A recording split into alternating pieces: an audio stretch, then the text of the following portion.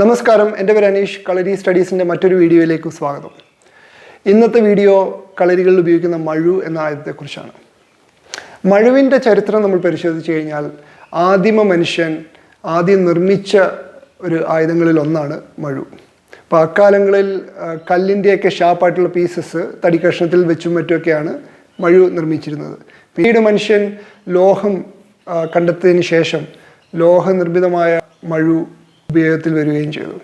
ആദിമകാല ഉപകരണമായതുകൊണ്ട് മനുഷ്യൻ മൈഗ്രേറ്റ് ചെയ്ത് ലോകത്തിൻ്റെ പല ഭാഗത്തേക്കും പോയതുകൊണ്ട് ഈ ലോകത്ത് കാണുന്ന എല്ലാ കൾച്ചേഴ്സിലും ഏതെങ്കിലും തരത്തിലുള്ള ഒരു മഴു ഉപയോഗത്തിലുണ്ട്. മഴുവിൻ്റെ വേഴ്സറ്റാലിറ്റി നോക്കുകയാണെങ്കിൽ അതൊരു കാർഷിക ഉപകരണമായിട്ടും യുദ്ധം ചെയ്യാനുള്ള ഒരു ആയുധമായിട്ടും എല്ലാ സംസ്കാരങ്ങളിലും അതിന് പ്രചാരം ഉണ്ടായി. അതിൻ്റെ ഒരു കാരണം അത് വളരെ കുറച്ച് മെറ്റൽ വെച്ചും നമുക്കൊരു മഴു നിർമ്മിക്കാൻ സാധിക്കുന്നതാണ്. ഇപ്പോൾ വാളുകളും മറ്റുമൊക്കെ ആകുമ്പോൾ അതിന് കൂടുതൽ മെറ്റലും കാര്യങ്ങളൊക്കെ വേണം. നല്ല ഇതാണെങ്കിൽ വളരെ സിമ്പിളായിട്ട് നിർമ്മിച്ചെടുക്കാവുന്ന ഒരു ആയുധമാണ്. അതുപോലെ തന്നെ അത് ഉപയോഗിക്കാനുള്ള സ്കില്ല് ഇത് വളരെ ജനകീയമായൊരു കാർഷികോപകരണമാണ്. ഇപ്പോൾ നമുക്കൊരു മരം മുറിക്കാനോ അല്ലെങ്കിൽ അടുപ്പിലേക്കുള്ള വിറക് കീറാനോ ഒക്കെ ഈ മഴുവിൻ്റെ ഉപയോഗം ഉണ്ട്. അപ്പോൾ എങ്ങനെയൊക്കെ ഉപയോഗിക്കുമ്പോഴാണ് അത് കൂടുതൽ ഇഫക്റ്റീവായിട്ട് ഉപയോഗിക്കാൻ പറ്റുന്നുള്ളത് നമ്മൾ സ്ഥിരം ചെയ്യുന്ന കാര്യങ്ങളിലൂടെ ഒരു മനുഷ്യൻ അത് നാച്ചുറലായിട്ട് പഠിച്ചെടുക്കുകയാണ്. അത് ഇതിൻ്റെ സയൻസ് നമ്മൾ നോക്കിക്കഴിഞ്ഞ് കഴിഞ്ഞാലും അപ്പോൾ ഒരു ഹാൻഡ് ഒരു ലീവറായിട്ട് പ്രവർത്തിച്ച് നമ്മൾ ചുറ്റിച്ച് വെട്ടുമ്പോഴത്തേക്ക് അതിൻ്റെ ആ ഒരു കൈനറ്റിക് എനർജി ആ ഒരു പോയിന്റിലേക്ക് കോൺസെൻട്രേറ്റ് ചെയ്ത് നമുക്ക് കൂടുതൽ ഇമ്പാക്റ്റ് കൊണ്ടുവരാൻ പറ്റും. അപ്പം ഇന്നും പല ഡിഫൻസ് ഫോഴ്സസും അവരുടെ ആധുനിക തോക്കിൻ്റെയൊക്കെ കൂടെ തന്നെ അവർ മഴു പോലുള്ള ആയുധങ്ങളും ക്യാരി ചെയ്യാറുണ്ട്.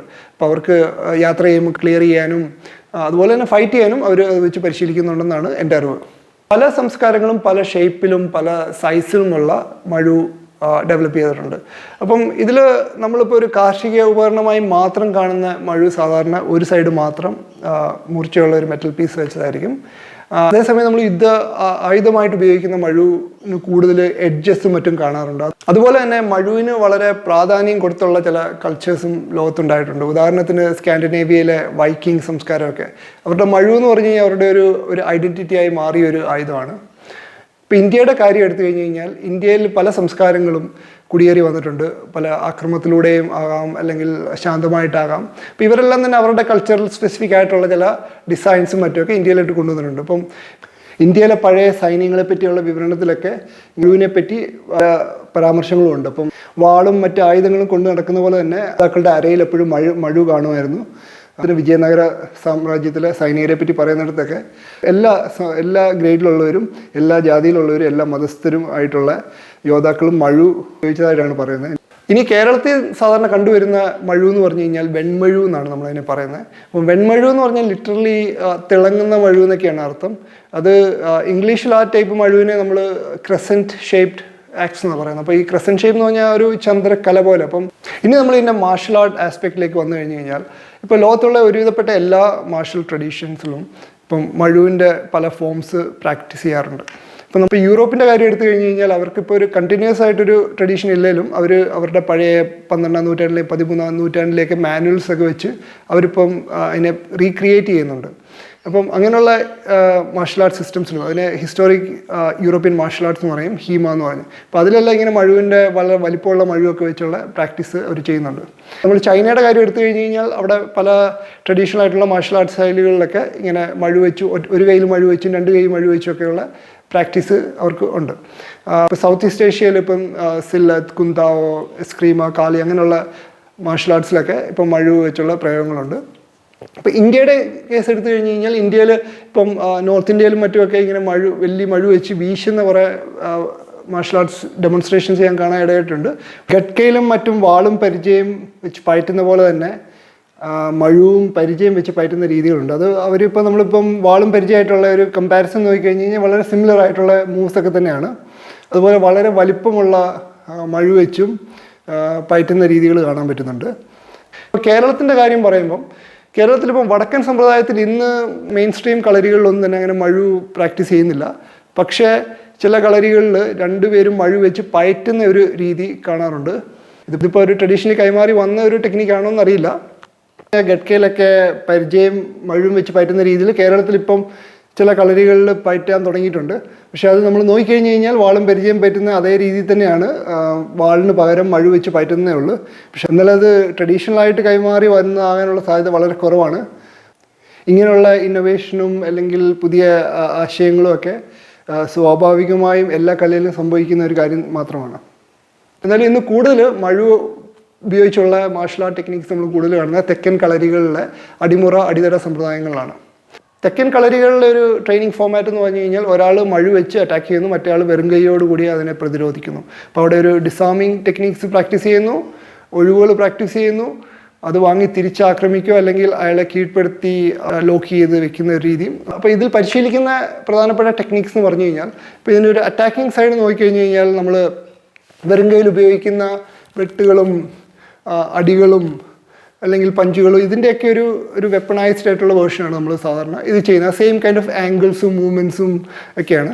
അപ്പം ഇത് വെച്ച് നമുക്ക് ഇപ്പോൾ ഇങ്ങനെയുള്ള വെട്ടുകളെ തിരിച്ച് കാലിനിട്ട് വെട്ടുന്നത്, അല്ലെങ്കിൽ നമുക്കിവിടെ ഇതിൻ്റെ ഈ എഡ്ജ് വെച്ച് നീട്ടുകളെ, അപ്പോൾ അതുപോലെ തന്നെ ഇതിൻ്റെ ഷാഫ്റ്റ് വെച്ച് ചെയ്യാം. അതുപോലെ തന്നെ ഷാഫ്റ്റ് വെച്ച് നമുക്ക് ഇപ്പോൾ എതിരാളിയെ നമുക്ക് മാരകമായിട്ട് ആക്രമിക്കുന്നുണ്ടെങ്കിൽ നമുക്ക് ഷാഫ്റ്റ് വെച്ച് ചെയ്യാം. അതുപോലെ തന്നെ ഇപ്പം കുറുവടിയിലൊക്കെ ചെയ്യുന്ന ലോക്കുകളൊക്കെ മറ്റും ഇത് വെച്ച് നമുക്ക് ചെയ്യാവുന്നതാണ്, ഈ ഹാൻഡിൽ വെച്ച് ചെയ്യാവുന്നതാണ്. അതുപോലെ ഈ ഒരു ഏരിയ വെച്ച് നമുക്ക് ഹുക്ക് ചെയ്യാനും കൊളുത്തി പിടിക്കാനൊക്കെ നമുക്ക് അങ്ങനെയുള്ള ടെക്നിക്സ് നമുക്ക് കാണാറുണ്ട്. അല്ലെങ്കിൽ ഇവിടെ തിരിഞ്ഞു വെട്ടാനും, അതുപോലെ നമ്മൾ നിന്നും നീട്ടിയും ഇപ്പോൾ നമ്മളെ കാലെ പിടിച്ച് വലിച്ചു കഴിഞ്ഞ് കഴിഞ്ഞാൽ അവിടെ കാലിനിട്ട് വെട്ടുന്നു. അങ്ങനെ പല രീതിയിലുള്ള പ്രയോഗങ്ങളാണ് ഈ മുറകളിൽ നമ്മൾ കാണുന്നത്, പരിശീലിക്കുന്നത്. അതുപോലെ തന്നെ അഡ്വാൻസ് ലെവലിൽ നമുക്ക് ഒരു കയ്യിൽ മഴുവും ഒരു കയ്യിൽ നമുക്കൊരു കത്തിയൊക്കെ വെച്ച് നമുക്കുള്ള തട്ടും ഇതൊക്കെ ചെയ്യാൻ പറ്റും. അതൊക്കെ വെറും കയ്യിൽ വരുന്ന അതേ ആ ഒരു മൂവ്മെൻറ്റ്സ് ഒക്കെ തന്നെ നമുക്കിപ്പോൾ ഒരു ലോക്ക് ചെയ്തും നീട്ടും അങ്ങനെയുള്ള കാര്യങ്ങളൊക്കെ നമുക്ക് ചെയ്യാൻ പറ്റും. അപ്പോൾ ഇപ്പോൾ നമ്മളതിൻ്റെ ഇപ്പോൾ ഒരു വെറും കൈ സൈഡ് നോക്കി കഴിഞ്ഞ് കഴിഞ്ഞാൽ അതിൻ്റെ കൂടുതൽ ഒഴിവുകളും ചാടി മാറുന്നതും തട്ടിക്കളയുന്നതും അല്ലെങ്കിൽ എതിരാളിയെ എങ്ങനെ നിരായുധനാക്കാം എന്നുള്ള ടെക്നിക്സൊക്കെ നമുക്കതിൽ പഠിക്കാൻ പറ്റുന്നതാണ്. മറ്റ് മാർഷൽ ആർട്സുമായിട്ട് കമ്പയർ ചെയ്ത് അതിലൊക്കെ കൂടുതൽ ഈ മഴുവിൻ്റെ പ്രയോഗങ്ങൾ എന്ന് പറഞ്ഞു കഴിഞ്ഞാൽ കൂടുതൽ അറ്റാക്കിംഗ് ബേസ്ഡ് ഉള്ള ടെക്നിക്സാണ്. അപ്പം വളരെ ക്ലോസ് റേഞ്ചിലുള്ള അറ്റാക്സും ഈവൻ ലൈക്ക് മഴു അടുത്ത് പിടിച്ചിങ്ങനെ ഇടിക്കുന്ന ചില ടെക്നിക്സൊക്കെ നമുക്ക് അതിൽ അവർ പ്രാക്ടീസ് ചെയ്യാറുണ്ട്. അപ്പോൾ അതിലെല്ലാം തന്നെ ഈ ഡിഫെൻസിനേക്കാളും കൂടുതൽ ഇതിനെ ഒരു ആയുധങ്ങൾക്കെതിരെ അറ്റാക്ക് ചെയ്യുന്നത് ഇതൊക്കെയാണ് അതിലൊക്കെ അവർ കൂടുതൽ ഫോക്കസ് ചെയ്യുന്നത്. പക്ഷേ നമ്മുടെ കളരിയിൽ നമ്മളതൊരു ബാലൻസ്ഡ് ആയിട്ട് attack and defence equally importance കൊടുത്ത് തന്നെയാണ് പ്രാക്ടീസ് ചെയ്യുന്നത്. അപ്പോൾ ഇത്രയും പല നല്ല കാര്യങ്ങളും നമ്മുടെ ഈ കലയിലുണ്ടെങ്കിലും നമ്മൾ പ്രാക്ടീസ് ചെയ്യുന്ന അപ്രോച്ചിനെ അപേക്ഷിച്ചിരിക്കും അതിൻ്റെ ഇഫക്റ്റീവ്നെസ്സും മറ്റും. അപ്പോൾ ഇന്ന് നമ്മൾ പലപ്പോഴും കാണുന്ന മഴു വെച്ചുള്ള ട്രെയിനിങ്ങും അല്ലെങ്കിൽ ഡെമോൺസ്ട്രേഷൻ ആയാലും അല്ലെങ്കിൽ കളരികളിൽ ചെയ്യുന്നതാണെങ്കിലും അത് റിയലിസ്റ്റിക് ആയിട്ടല്ല ട്രെയിൻ ചെയ്യുന്നത്. ഇപ്പം അതിലൊക്കെ തന്നെ വെട്ടുകളൊക്കെ എന്ന് പറഞ്ഞാൽ വളരെ അൺറിയലിസ്റ്റിക് ആയിട്ടുള്ള ഇപ്പോൾ ഇങ്ങനെയുള്ള വെട്ടുകളും അതുപോലെ തന്നെ അല്ലെങ്കിൽ ഇത് പുറകോട്ട് പിടിച്ചുള്ള വെട്ടുകളും അപ്പോൾ ഇങ്ങനെയുള്ള ഇതൊക്കെ ഒരു സേഫ്റ്റി എന്ന രീതിയിലായിരിക്കാൻ തുടങ്ങിയത്. പക്ഷേ ഇന്നതൊരു സ്പീഡിൽ ചെയ്ത് ഫ്ലോയിൽ പോകാൻ വേണ്ടിയൊക്കെ ആൾക്കാർ ആ രീതി തന്നെയാണ് പരിശീലിക്കുന്നത്. അപ്പോൾ മഴു ഒരിക്കലെങ്കിലും എന്തെങ്കിലും ഒരു പേർപ്പസ്ഫുള്ളി ഉപയോഗിച്ച്, അതായത് മരം മുറിക്കാനോ വിറക് കീറാനോ ഉപയോഗിച്ചവർക്കറിയാം നമുക്കിങ്ങനെ കൈ ഇങ്ങനെ നീട്ടിയൊന്നും ഒരു കാര്യവും ചെയ്യാൻ പറ്റത്തില്ല. നമ്മൾ അതിനെ ഒരു പ്രാക്ടിക്കലായിട്ട് ചെയ്യണമെങ്കിൽ അത് നല്ല ഒതുക്കി തന്നെയാണ് വെട്ടേണ്ടത്. അപ്പം അങ്ങനെ ഒതുക്കി വെട്ടുന്ന ടെക്നിക്സ് ഡിഫെൻഡ് ചെയ്യണമെങ്കിൽ ഏതൊക്കെ ഡിഫെൻസീവ് ടെക്നിക്സാണ് വർക്ക് ചെയ്യേണ്ടതെന്ന് നമുക്ക് അറിയാൻ പറ്റും. അപ്പം ഇന്നത്തെ രീതിയിലുള്ള പരിശീലനത്തിൽ നമ്മളിപ്പോൾ ഒരു അൺറിയലിസ്റ്റിക് ആയിട്ടുള്ള ട്രെയിനിങ് ആണെങ്കിൽ ആ പരിശീലിക്കുന്ന ആൾ ഇപ്പോൾ ഒരു എങ്ങനെ ഒരു റിയലിസ്റ്റിക് അറ്റാക്ക് വന്നു കഴിഞ്ഞാൽ എങ്ങനെ ചെയ്യണമെന്ന് അവർക്കൊരു ട്രെയിനിങ് കിട്ടുന്നില്ല. അപ്പം പണ്ട് കാലത്ത് ഇപ്പം മൂർച്ചയുള്ള ഒരു ആയുധം വെച്ച് നമുക്ക് ഒരിക്കലും റിയലിസ്റ്റിക് ആയിട്ട് ട്രെയിൻ ചെയ്യാൻ പറ്റത്തില്ല. ഇപ്പോൾ ഇന്നാണെങ്കിൽ നമുക്ക് മൂർച്ചയില്ലാത്ത മഴു ഉണ്ടാക്കാം. അല്ലെങ്കിൽ ഇപ്പോൾ ഇത് തന്നെ ഇതൊരു പോളിപ്രൊപ്പലിൻ എന്ന് പറഞ്ഞൊരു പ്ലാസ്റ്റിക് മെറ്റീരിയലാണ്. അപ്പോൾ ഇതിൻ്റെ വെയിറ്റ് എന്ന് പറഞ്ഞാൽ ആക്ച്വൽ മഴുവിൻ്റെ വെയിറ്റ് ഉണ്ട്, ഇതിൻ്റെ ഉള്ളിൽ എന്തോ ഫീലിംഗ് ഒക്കെ ഉള്ളതുകൊണ്ട്. പക്ഷേ ഇതൊരു സേഫ് ആയിട്ടുള്ള മഴുവാണ്. അല്ലെങ്കിൽ ഇപ്പോൾ ഒരു തടി വെച്ച് വേണമെങ്കിൽ മഴു ഉണ്ടാക്കാം. അപ്പം അതൊക്കെ വെച്ച് നമ്മൾ ഒരു റിയലിസ്റ്റിക് ആയിട്ടുള്ള അറ്റാക്കുകളൊക്കെ ചെയ്ത് അതിനെതിരെ നമ്മുടെ ഇപ്പോൾ ട്രഡീഷണൽ ടെക്നിക്സ് വർക്ക് ചെയ്യുന്നുണ്ടോ എന്ന് നമുക്ക് പരിശോധിക്കാം. അഥവാ വർക്ക് ചെയ്യുന്നില്ലെങ്കിൽ നമുക്ക് അതനുസരിച്ചുള്ള മാറ്റങ്ങൾ വരുത്താം. അങ്ങനെയാണ് നമ്മൾ ആ കലയെ ഒരു റിയലിസ്റ്റിക് രീതിയിൽ മുന്നോട്ട് കൊണ്ടുവരാൻ പറ്റത്തുള്ളൂ. ഇപ്പോൾ നമ്മൾ ചെയ്യുന്ന രീതിയിലുള്ള അൺറിയലിസ്റ്റിക് ആയിട്ടുള്ള അറ്റാക്കുകളും മറ്റും ഒരു മാർഷൽ ആർട്സിനെ റിയലിസ്റ്റിക് ആയിട്ട് അപ്രോച്ച് ചെയ്യുന്ന ഒരു വ്യക്തി കാണുവാണെങ്കിൽ അവർക്കതൊരു വളരെ തമാശയായിട്ടേ തോന്നുള്ളൂ. അപ്പോൾ ഇതിനെപ്പറ്റി അറിയാൻ മേലാത്തവർ അത് വലിയ സംഭവമായിട്ട് കൊണ്ടു നടക്കും. പക്ഷേ ഒരു ലോങ് ടേമിൽ ഇങ്ങനെയുള്ള ടെക്നിക്സൊക്കെ ആൾക്കാർ വീഡിയോ നോക്കി അനലൈസ് ചെയ്ത് അതിൻ്റെ കുറ്റം കണ്ടുപിടിക്കുന്ന ഒരു കാലത്തേക്കാണ് നമ്മൾ പോകുന്നത്. അപ്പോൾ നമ്മുടെ പ്രാക്ടീസിൽ നമ്മൾ കുറച്ചുകൂടെ റിയലിസ്റ്റിക് ആവുകയാണെങ്കിൽ നമ്മുടെ മാർഷൽ ആർട്ടിനെ ഒരു ഇഫക്റ്റീവ് സിസ്റ്റമായിട്ട് നമുക്ക് മുന്നോട്ട് കൊണ്ടുപോകാൻ പറ്റും എന്നാണ് ഞാൻ വിശ്വസിക്കുന്നത്. അപ്പോൾ ഇന്നത്തെ വീഡിയോ കണ്ടിരുന്ന എല്ലാവർക്കും നന്ദി. അടുത്ത വീഡിയോയിൽ കാണും വരെ ഗുഡ് ബൈ.